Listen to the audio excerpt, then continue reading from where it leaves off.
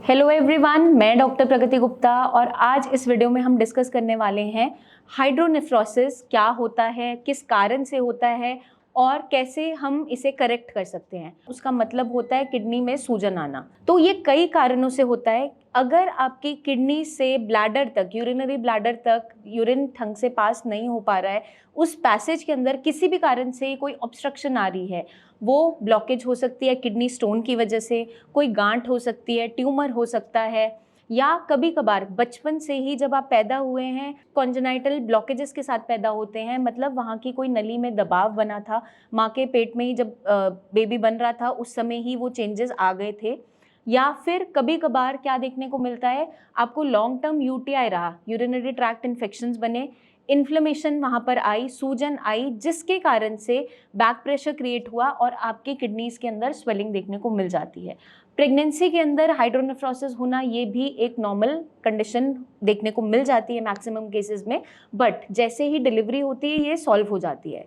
लेकिन अगर बाकी सारे जो हमने रीजंस के बारे में डिस्कस किया उसके कारण से अगर आपको हाइड्रोनेफ्रोसिस बन रहा है, मतलब किडनी में सूजन आ रही है और लॉन्ग टर्म ये बनी रहती है, तो उस कंडीशन में हमें क्या करना होता है।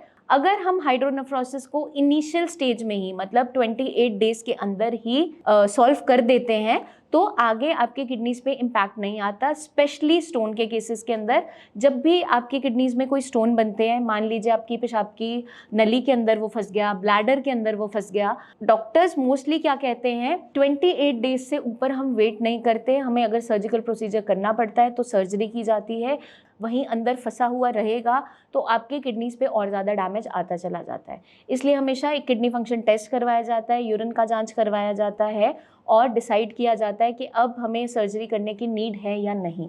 तो इनिशियल स्टेज में जब आपको स्टोन बनता है, कुछ भी मेडिसिन आप खाते हो, पानी भी ज़्यादा पीते हो, तो वो पास ऑफ होने के चांसेस होते हैं। बट अगर किडनी स्टोन का साइज़ बड़ा है, वो जहाँ कर कहीं पर ऑब्स्ट्रक्शन कॉज कर रहा है, फंस गया है, वो किडनी को डैमेज करना स्टार्ट कर देती है। हाइड्रोनेफ्रोसिस के पीछे कई सारे कारण हैं, उसको हम करेक्ट कैसे कर सकते हैं।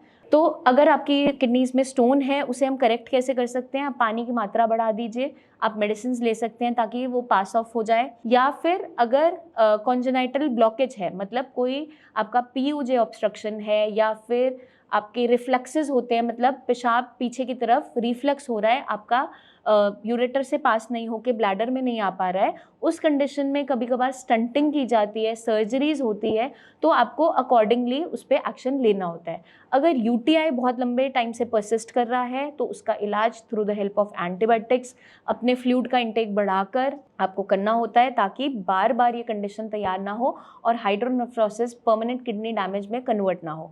प्रेगनेंसी में कुछ समय के लिए ये हाइड्रोनेफ्रोसिस बनता है क्योंकि किडनीज को एक्स्ट्रा काम करना पड़ता है, प्रोटीन लॉस भी होता है, करेक्ट हो जाता है जैसे ही डिलीवरी होती है, तो वो मेजर कंसर्न नहीं रहता। बट फ्लूइड का इंटेक उसमें भी आपको अच्छा रखना होता है ताकि यूटीआई परसिस्ट ना करे। अगर कोई ऑब्स्ट्रक्शन है, ट्यूमर है, तो उसके लिए भी आपको डॉक्टर से कंसल्ट करते हुए अगर सर्जरी रिक्वायर्ड है तो वो एक्शन लेना होता है। तो मैं उम्मीद करती हूँ आप समझ गए होंगे हाइड्रोनेफ्रोसिस जो किडनी की स्वेलिंग है वो किस कारण से होती है, कैसे हम उसे बचा सकते हैं, करेक्ट कर सकते हैं। आपके माइंड में फिर भी कोई डाउट्स हैं, क्वेश्चंस हैं, तो हमसे ज़रूर पूछिए। किसी भी डाउट में रहने की ज़रूरत नहीं है, कमेंट करके आप पूछ सकते हैं कोई भी क्वेरी। बहुत सी किडनी रिलेटेड टॉपिक्स का चैनल पे आपको मिल जाएंगे, आप उन्हें देख सकते हैं। फिर भी डाउट्स रह जाएं तो नीचे दिए हुए नंबर्स पर टीम ऑफ डॉक्टर से खुलकर बात कर सकते हैं। अपना खास ध्यान रखिए। Take care.